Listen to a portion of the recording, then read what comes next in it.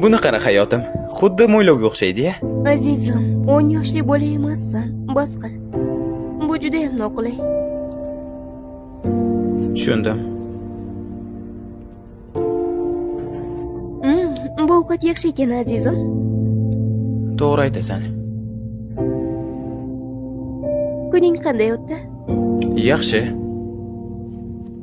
Azizim, qara, daraxtni tepasini. Ko'rdim. Yaxshi.